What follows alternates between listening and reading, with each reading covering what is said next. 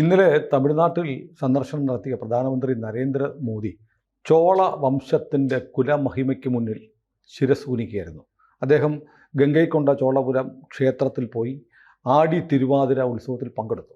അപ്പോൾ തമിഴൻ്റെ ഒരു ആത്മാഭിമാനം, തമിഴൻ്റെ ഒരു രാജാവ്, തമിഴൻ്റെ അഭിമാനമായ രാജേന്ദ്ര രാജരാജ ചോളൻ ഇന്ത്യ, കലിംഗ, ചന്ദ്രവംശം, സുമാത്ര, ജാവ, ശ്രീലങ്ക എല്ലാം കീഴടക്കിയ തമിഴൻ്റെ ഏറ്റവും വലിയ മഹാരാജാവാണ്.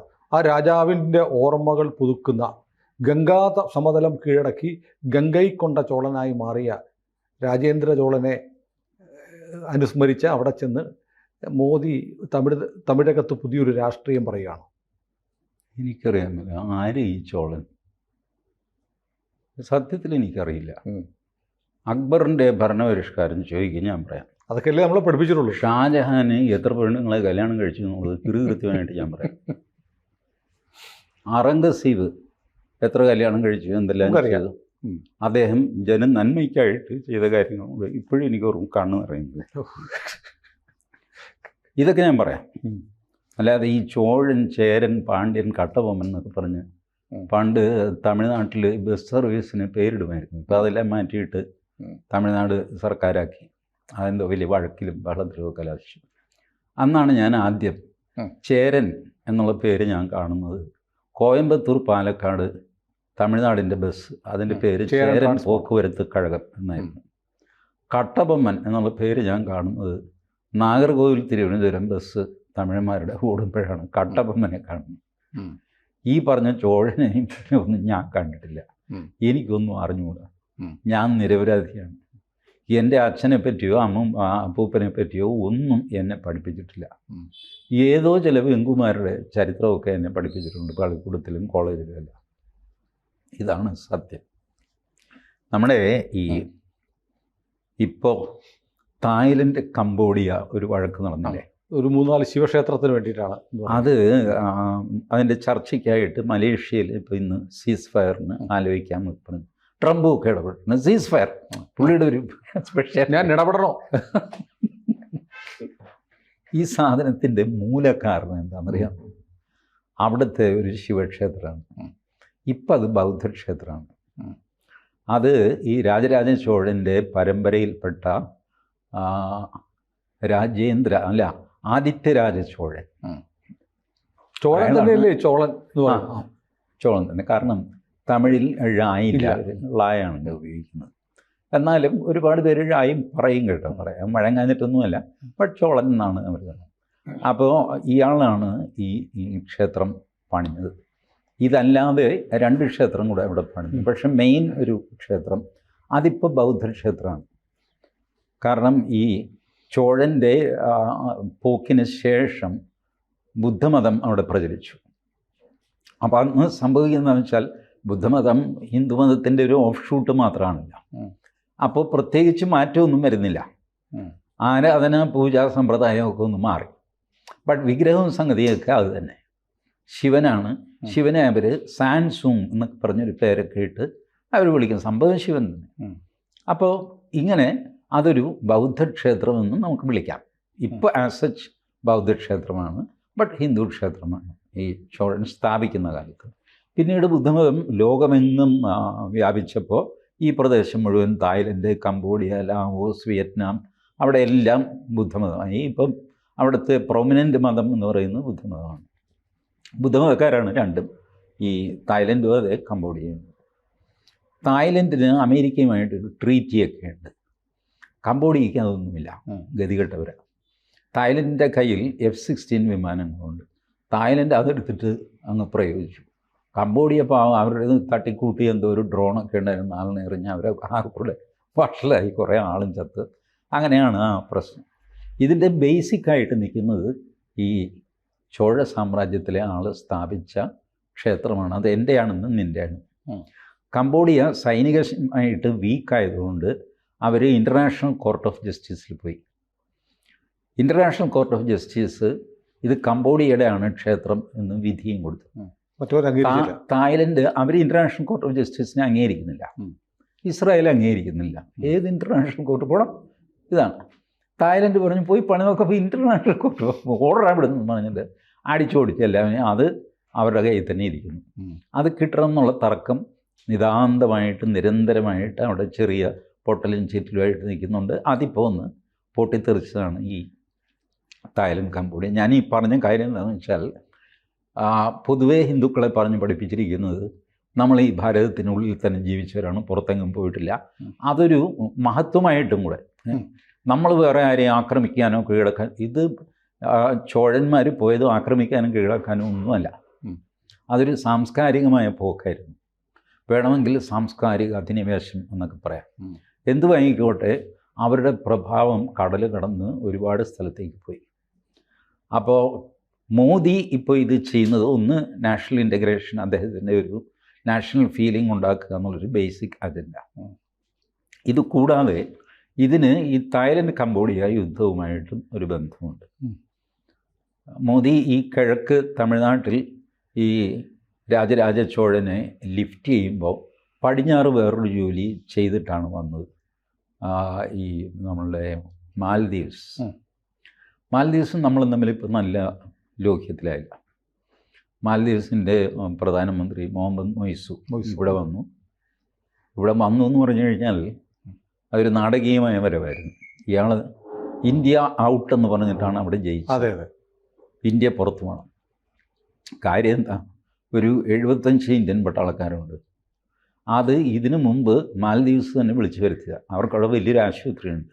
മാൽദീവ്സ് എന്ന് പറയുന്ന ഒറ്റ ദ്വീപല്ല, ഒരുപാട് ദ്വീപുകളുടെ ഒരു സംഘാതമാണ്. ഇപ്പോൾ ഈ ആശുപത്രിയിലേക്ക് വരണമെങ്കിൽ, അർജൻറ്റായിട്ട് വരണമെങ്കിൽ ഹെലികോപ്റ്റർ വേണം. അവരുടെ കയ്യിൽ ഹെലികോപ്റ്റർ ഇല്ല. അന്ന് ഭാരതത്തോട് പറഞ്ഞു, ചേട്ടാ ഒരു ഹെലികോപ്റ്റർ വേണം. ഹെലികോപ്റ്റർ കൊടുത്തു. അതിന് പൈലറ്റ് വേണം ചേട്ടാ, പൈലറ്റ് കൊടുത്തു. അതിന് മെക്കാനിക്കിൽ ഇല്ലെങ്കിൽ ഞങ്ങൾ എന്ത് ചെയ്യും ചേട്ടാ, മെക്കാനിക് കൊടുത്തു. ചേട്ടാ ഒരു ഹെലികോപ്റ്റർ കൂടെ, അത് കൊടുത്തു. അതിൻ്റെ പൈലറ്റ്, അതിൻ്റെ മെക്കാനിക്ക്, ഇങ്ങനെ ഇത് വർദ്ധിച്ചാണ് 75 പേരായത്. 75. ഇതെല്ലാം പട്ടാളമാണ് കൊടുക്കുന്നത്. ഡോണിയർ വിമാനം കൊടുത്തു ഒരെണ്ണം. ആ ഡോണിയർ വിമാനം പട്ടാളക്കാരാണ് ഓടിക്കുന്നത്. അതിൻ്റെ റിപ്പയർ, അതിൻ്റെ വർക്ക്ഷോപ്പ് എന്നൊക്കെ പറഞ്ഞു മൊത്തം 75.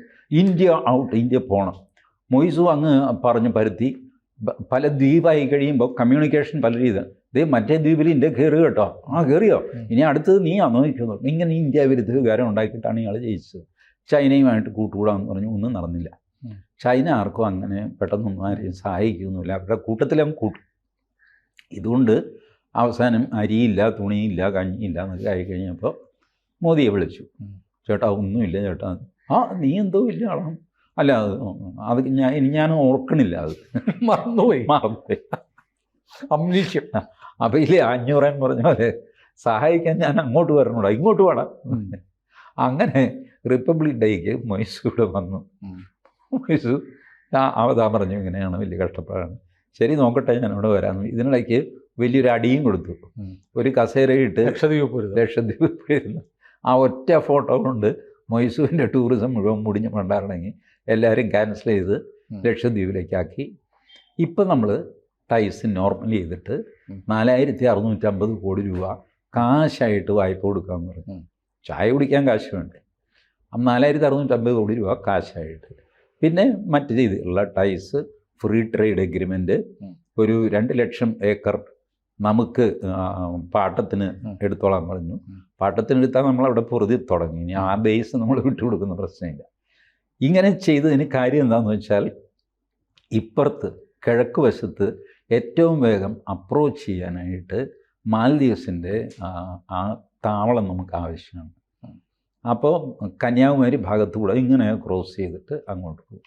ചൈനയ്ക്കും അവിടെ എത്താൻ, കിഴക്ക് വശത്തൂടെ എത്താൻ എളുപ്പമാണ്.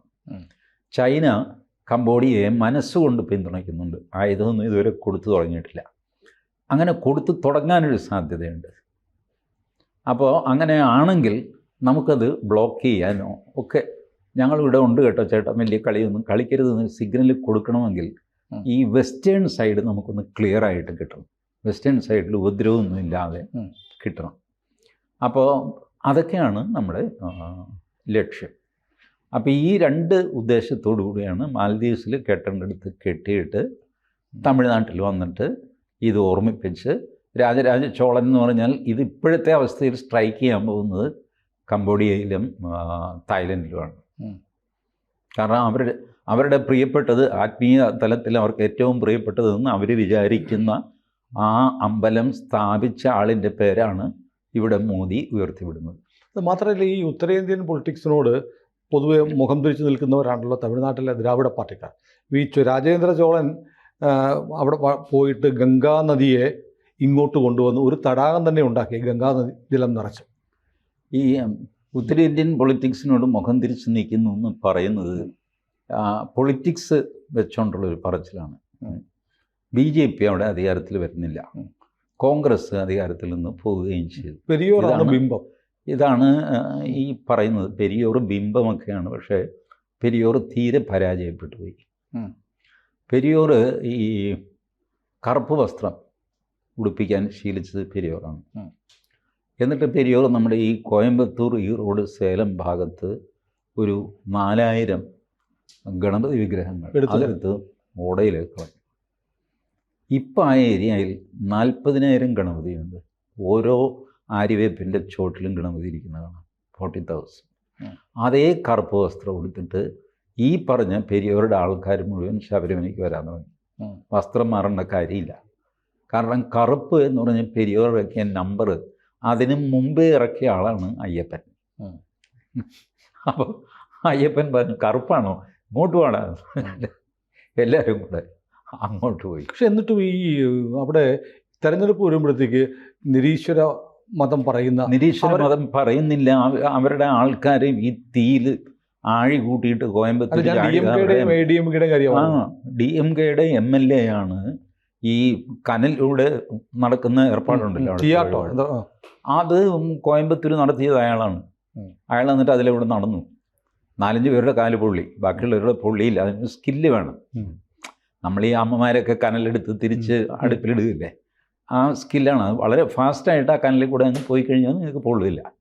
ഒരല്പം നിന്ന് കഴിഞ്ഞാൽ പൊള്ളിയതാണ്. അത് വിശ്വാസിയാണെങ്കിലും അവിശ്വാസിയാണെങ്കിലും. ബട്ട് അതൊരു വഴിപാടാണ്, വലിയൊരു ഉത്സവത്തിൻ്റെ ഭാഗമാണ്. ഇതിലൊക്കെ DMKക്കാർ പോകുന്നുണ്ട്. DMK സ്റ്റാലിൻ്റെ ഭാര്യയെ എത്ര പവൻ്റെ കിരീടം കൊടുത്തത്? ഗുരുവായൂർ അമ്പലത്തിൽ 9 കിലോയോ അങ്ങനെ വലിയൊരു ഇത് വഴിപാട്. വേറെയും ക്ഷേത്രത്തിൽ വഴിപാട് നടത്തി 16,000 രൂപ ഉള്ള വഴിപാട്. അത് സ്റ്റാലിന് വേണ്ടിയിട്ട് വേറൊരാൾ, സ്റ്റാലിൻ നേരിട്ട് പൈസയൊക്കെ അയച്ചു കൊടുത്തു. ഇങ്ങനെ ചെയ്താണ് അവർ തിരിഞ്ഞു നിൽക്കുന്നു എന്നൊക്കെ പറയുന്നത് വെറുതെയാണ്. അല്ല, തെരഞ്ഞെടുപ്പിനുള്ളൊരു കേളികൊട്ടാണോ മോദി ഇന്നലെ നടത്തിയത്? ഈ ഒരു രാഷ്ട്രീയക്കാരനും കൂടിയാണ് നമ്മുടെ പ്രധാനമന്ത്രി. അപ്പോൾ എന്ത് ചെയ്യുമ്പോഴും അതിനകത്തൊരു തെരഞ്ഞെടുപ്പിൻ്റെ ആംഗിൾ വന്നാൽ അതിൽ അത്ഭുതപ്പെടാനില്ല. അതിന് വേണ്ടിയിട്ടാണോ എന്ന് ചോദിച്ചാൽ ഇപ്പോൾ ഇമ്മിനൻ്റ് തെരഞ്ഞെടുപ്പൊന്നും ഇല്ല തമിഴ്നാട്ടിൽ. ബട്ട് അതിനുള്ള ഒരു തയ്യാറെടുപ്പും കൂടെ ആവാം, അതിൽ തെറ്റില്ലല്ലോ. അദ്ദേഹം പ്രധാനമന്ത്രി പൊളിറ്റീഷ്യനും കൂടെയാണ്, BJP പൊളിറ്റീഷ്യനും കൂടെയാണ്. ആ ഒരു ഇൻറ്റേർണൽ പൊളിറ്റിക്സിൻ്റെ ആ ഒരു ആംഗിളും അതിലുണ്ടാവാം. അതിൽ ഞാൻ തെറ്റൊന്നും കാണുന്നൊന്നുമില്ല. ഏതായാലും തമിഴ്നാട് ഈ ഒരു റീഡിങ് ശരിയല്ല. ഈ കേരളം, കർണാടകം ഒഴിക്കാൻ നമുക്ക്, ഇടയ്ക്ക് BJP അധികാരത്തിൽ വരുന്നു. തെലങ്കാന, ആന്ധ്ര, ഇവരൊക്കെ ഉത്തരേന്ത്യൻ പൊളിറ്റിക്സിനോട് പുറംതിരിഞ്ഞ് നിൽക്കുന്നു എന്ന് പറയുന്നത് ശരിയല്ല. സാംസ്കാരികമായിട്ട് അവർ വളരെ ഇൻറ്റഗ്രേറ്റഡാണ്. പൊളിറ്റിക്സിൽ അത് റിഫ്ലക്റ്റ് ചെയ്യാത്തത് ഈ നാഷണൽ പൊളിറ്റിക്സിൻ്റെ കുറവ് കൊണ്ടാണ്. കാമരാജ് ഉണ്ടായിരുന്ന കാലത്ത് തമിഴ്നാട് നോക്കിയോ, അന്ന് ഇവരുണ്ട്, EVR ഇല്ല, ഇങ്ങേരുണ്ട്, അണ്ണാദുരൈയുണ്ട്. കാമരാജ് ഓൾ ഇന്ത്യ ഫിഗറായിരുന്നില്ലേ? വിദ്യാഭ്യാസം ഉണ്ടായിരുന്നില്ല പാവത്തിന്, 4ാം ക്ലാസ് വരെ മറ്റേ പഠിച്ചിട്ടുള്ളൂ. ബട്ട് കിങ് മേക്കർ എന്നൊരു പദം ഇന്ത്യൻ പൊളിറ്റിക്സിൽ ആദ്യമായിട്ട് ഉപയോഗിക്കുന്നത് കാമരാജനെക്കുറിച്ചാണ്. He was the real king maker. ഇപ്പം അത് പോയിട്ട് തമിഴ്നാടിന് പുല്ലുവിലയില്ലേ ഡൽഹിയിൽ. അപ്പോൾ ആർക്കാണ് നഷ്ടം സംഭവിച്ചത്? ഇവർ ഈ ദ്രാവിഡിയൻ പൊളിറ്റിക്സ് എന്നൊക്കെ പറഞ്ഞ് ഇതിനകത്ത് കിടന്ന് കളിച്ച്, ഇതിനകത്ത് ശ്വാസം മുട്ടി തമിഴ് മാത്രം പഠിച്ച അവരുടെ മക്കളൊക്കെ പോയി ഇംഗ്ലീഷും സ്പാനിഷും ഒക്കെ പഠിച്ച് വലിയ ആൾക്കാരാകുന്നുണ്ട്. ഇവിടുത്തെ കമ്മ്യൂണിസ്റ്റുകാരുടെ അതേ സ്വഭാവം. സ്റ്റാലിൻ ഒരു കമ്മ്യൂണിസ്റ്റുകാരനാണ് പറഞ്ഞാൽ, പേരതാണല്ല. ഇത് ചെയ്ത് ജനങ്ങളെ ഇങ്ങനെ പറ്റിച്ച് കഴിഞ്ഞു കൂടുകയാണ്. അപ്പം അത് അടിസ്ഥാനപരമായിട്ട് വെല്ലുവിളിച്ചേ പറ്റുള്ളൂ. അത് തുടങ്ങിയത് എന്തൊക്കെ പറഞ്ഞാലും അണ്ണാമലയാണ്. ആ അണ്ണാമലയുടെ പൊളിറ്റിക്സാണ് ഇപ്പോഴും മോദി ഫോളോ ചെയ്യുന്നത്. അണ്ണാമലയെ മാറ്റി എന്നുള്ളത് വേറെ കാര്യം, ബട്ട് പൊളിറ്റിക്സ് റിമെയിൻസ് സെയിം. ഏതായാലും തെരഞ്ഞെടുപ്പ് ദൂരെയാണെങ്കിലും ഇത് തമിഴ്നാട്ടിൽ എന്ത് ചലനം ഉണ്ടാക്കുന്നു ഇനിയുള്ള ദിവസങ്ങളിലാണ് അറിയേണ്ടത്. നോക്കാം. കൂടുതൽ വാർത്തകളും വിശേഷങ്ങളും നിങ്ങളിലേക്ക് എത്താൻ ABC മലയാളം സബ്സ്ക്രൈബ് ചെയ്യുക, ബെൽ ബട്ടണും അമർത്തുക.